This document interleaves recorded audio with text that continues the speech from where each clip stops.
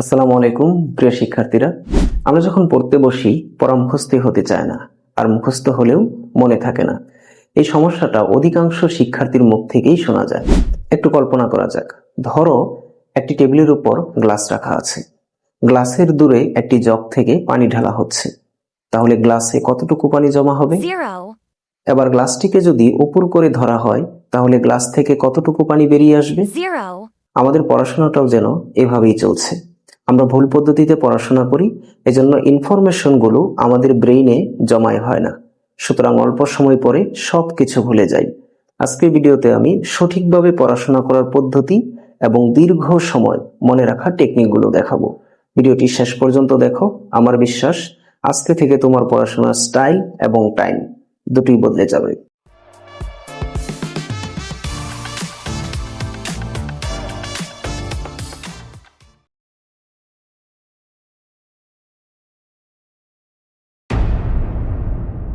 Multi sensory learning দ্রুত পড়া মুখস্থ করার একটি চমৎকার পদ্ধতি। এ পদ্ধতির মূল কথা হচ্ছে, আমরা যত বেশি অর্গান এবং যত বেশি প্রসেসিং ইউনিট ব্যবহার করব, তত দ্রুত শিখতে পারব। ছবিটি লক্ষ্য করো।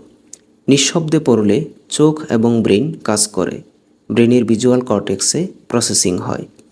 সশব্দে পড়লে চোখ, ব্রেন এর সাথে মুখ, কান কাজ করে, ব্রেনের ভিজুয়াল কর্টেক্স এবং অডিটরি কর্টেক্সে প্রসেসিং হয়।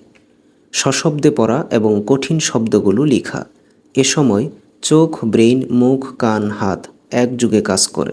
পড়াশোনা প্রসেসিং হয় ব্রেনের ভিজুয়াল কর্টেক্স, অডিটরি কর্টেক্স এবং মোটর কর্টেক্সে। বোঝাই যাচ্ছে তৃতীয় পদ্ধতিতে সবচেয়ে বেশি অর্গান এবং প্রসেসিং সিস্টেম ব্যবহার হয়।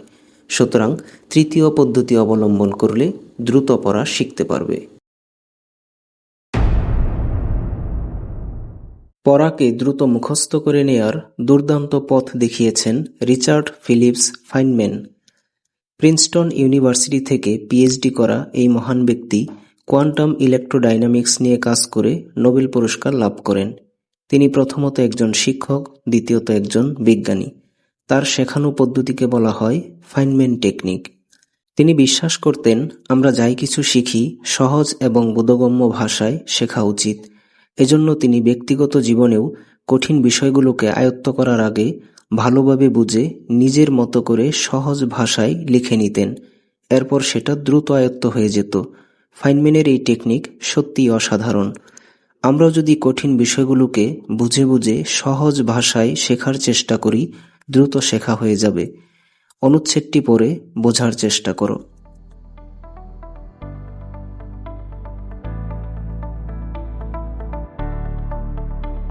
ফাইনম্যান টেকনিক অনুযায়ী সহজ ভাষায় অনুচ্ছেদটি এমন হবে, এতে করে দ্রুত শেখা যায়।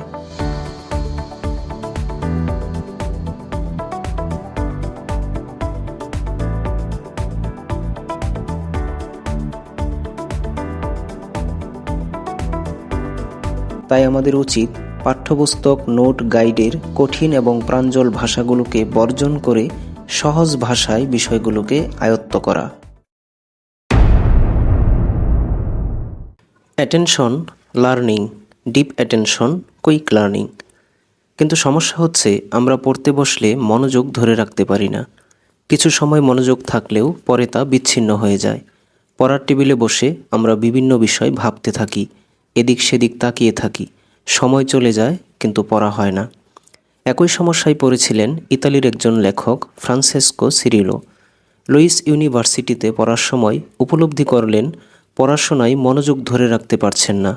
এরপর তিনি চ্যালেঞ্জ নিলেন, যেভাবেই হোক পড়াশোনায় মনোযোগ রাখতেই হবে। একটি ঘড়ি নিয়ে 25 মিনিট টাইমার সেট করলেন। এটাকে বলা হয় পমোডোরো 1। সিদ্ধান্ত নিলেন এই 25 মিনিট পড়াশোনা বাদে অন্য কোনো দিকে মনোযোগ দিবেন না। তিনি পমোডোরো 1 শেষ করলেন। এরপর ব্রেনকে রিফ্রেশ করতে 5 মিনিট বিশ্রাম নিলেন। একইভাবে দ্বিতীয় পমোডোরো শেষ করে 5 মিনিট বিশ্রাম নিলেন। তৃতীয় পমোডোরো শেষে 5 মিনিট বিশ্রাম নিলেন। চতুর্থ পমোডোরো শেষে তিনি 20 মিনিটের দীর্ঘ বিশ্রাম নিতেন। এভাবে তিনি পড়াশোনায় মনোযোগ ধরে রাখতেন এবং ব্রেনকে বিশ্রাম দিয়ে দিয়ে সহজেই বিভিন্ন বিষয় শিখে ফেলতেন। যাদের মনোযোগের সমস্যা রয়েছে তারা পরীক্ষামূলকভাবে এই পদ্ধতিটি অবলম্বন করতে পারি। আশা করি ভালো ফলাফল পাওয়া যাবে। আমাদের দেহে একটি অদৃশ্য ঘড়ি রয়েছে, একে বলা হয় বায়োলজিক্যাল ক্লক। দিন ও রাতের আবর্তনের সাথে এই ঘড়িটি অনুসরণ করেই আমাদের দেহের বিভিন্ন অঙ্গ প্রত্যঙ্গ সক্রিয় হয় আবার বিশ্রামে চলে যায়। বায়োলজিক্যাল ক্লক অনুসারে পড়াশোনা করার সহায়ক hormone dopamine, serotonin, cortisol, acetylcholine সকালবেলায় বেশি নিঃসরণ হয়, রাতে কমে যায়। এছাড়াও সারাদিনের পরিশ্রান্ত ব্রেন রাতের ঘুমে জাঙ্ক ইনফরমেশন ডিলিট করে সকালবেলা নতুন তথ্য নেয়ার জন্য পরিপূর্ণভাবে প্রস্তুত থাকে। তাই সকালবেলা হবে পড়াশোনা করার সর্বোত্তম সময়। কঠিন বিষয়গুলোকেও সকালবেলা পড়লে দ্রুত শেখা যায়। অনেকেই বলে, আমি রাত জেগে পড়তে পারি, কিন্তু সকালে ঘুম না হলে শরীর ভালো থাকে না। আসলে এসব অভ্যাস আমাদের বায়োলজিক্যাল ক্লক নষ্ট করে দেয়। তাই এটিকে ঠিক করা জরুরি। এতে পড়াশোনা ভালো হবেই, সেই সাথে দুটি বিশেষ উপকার পাওয়া যাবে: রোগমুক্ত জীবন, দীর্ঘ আয়ু।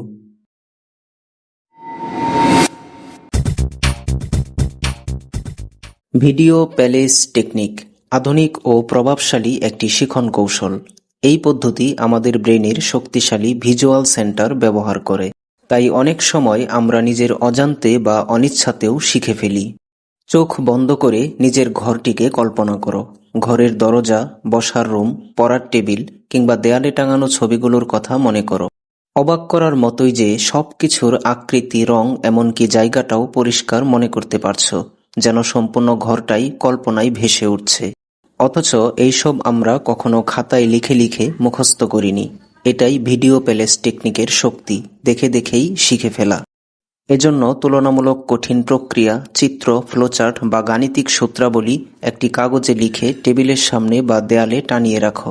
প্রতিদিন পড়ার সময় এগুলো চোখে পড়বে, বারবার কল্পনায় আসবে, কিছুদিন পর দেখবে মুখস্থ হয়ে গেছে।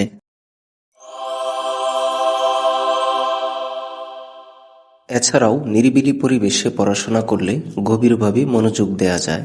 সেই সাথে পড়ার টেবিলে সামান্য ফলের জুস বা পানি রাখা যায়। পড়ার ফাঁকে ফাঁকে জুস বা পানি পান করলে ব্রেন সতেজ থাকে, এতে পড়াশোনার গতি বেড়ে যায়। সবশেষে বলতে চাই, নিজেকে পুরস্কৃত করার পদ্ধতিটিও কিন্তু অবলম্বন করা যায়। অর্থাৎ একটি টার্গেট নিয়ে পড়া এবং টার্গেট পূর্ণ হলে ছোট ছোট পুরস্কারে নিজেই নিজেকে পুরস্কৃত করা। প্রিয় শিক্ষার্থী, পড়া দ্রুত মুখস্থ করার কোন পদ্ধতিটি তোমার কাছে সবচেয়ে বেশি ইফেক্টিভ মনে হয়েছে সেটা কমেন্টে জানাতে পারো।